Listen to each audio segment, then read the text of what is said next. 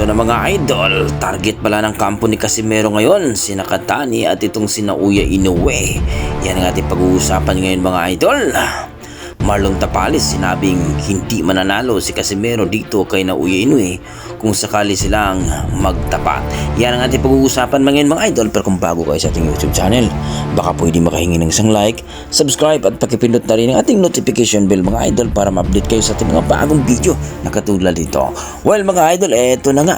No, itong si Marlon the Nightmare Tapales mga idol. Alam naman natin na talagang sikat na itong si Cuadros Casimero ngayon dahil talagang nilapa at binaboy at talagang pinagapang ng 6 na beses itong si Luis Pantera Neri mga idol.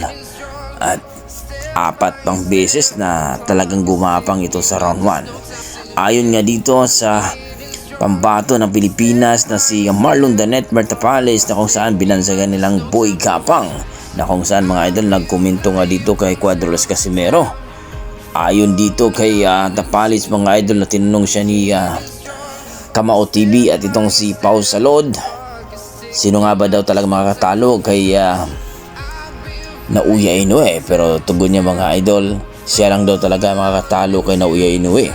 At tinanong siya mga idol kung sakaling magkasagupa itong dalawa, si Cuadros Casimero at Naoya Inoue, sino kayang mananalo sa kanila. Ayon kay Marlon Tapales mga idol, walang duda daw talaga na mananalo itong si Naoya Inoue.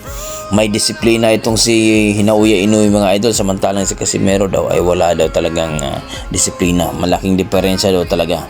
Pero ayon sa ating mga boxing fans mga idol, humerit na naman daw itong si Marlon Tapales na ginolpe lang daw ni Ugo ni mga idol. Dapat hindi na daw siya nagkokomento dito kay Casimero sapagkat wala naman daw siya nagawa dito kay Naoya Inoue at ni Ugo ni.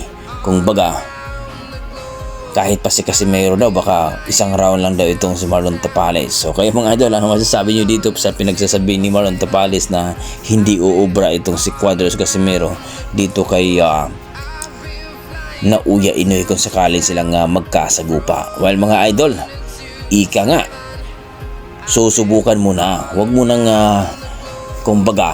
huwag mo nang bilangin ng sisiw, hindi pa nabiyak ang itlog. Alam naman natin si Cuadros Casimero mga idol, gaganahan yan kapag lalong malupit ang kanyang mga kalaban. So ayon sa ating mga boxing fans, iharap muna daw itong si Naoya Inoue bago magsalita. Pero sa kabilang banda mga idol, ayon dito sa ating pinagkakatiwalang source, 2 tao talagang pinupunteryahan ni Cuadros Casimero ngayon at ang kanyang promoter, itong si Nakatani mga idol at itong si Naoya Inoue.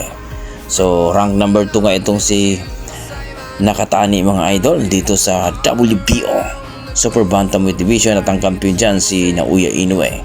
So talagang under negotiation na po yan dito kay Casimero versus Naoya Inoue, na kung sakaling papayag itong si Naoya Inoue mga idol, dahil sinabi nga ni Inoue na gustong-gusto niya itong si Casimero makalaban sapagkat talagang nakikita daw niya na pagpapawisan daw siya.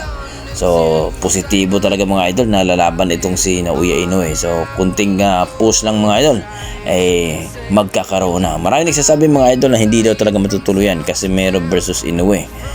Gaya ng sinabi ko mga idol, antayin natin sapagkat natuloy nga yung Casimero versus Neri na sinasabi nilang hindi talaga mangyayari sapagkat itong nag-handle kay Neri ay si Sean Gibbon. So pero nangyari pa rin mga idol dahil masusunod talaga ang promoter, dahil yun ang request ni Casimero. Kaya ngayon mga idol, request ni Casimero sa kanyang promoter na makakuha siya ng title fight. So may bagong kontrata na si Casimero mga idol, kaya sigurado makakuha na ito ng title fight mga idol.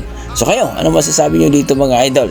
Na talagang minamaliit na naman itong si Casimero ni Marlon Tapales na hindi talaga siya mananalo dito kay Naoya Inoue. Please comment down below mga idol para natin pag-usapan.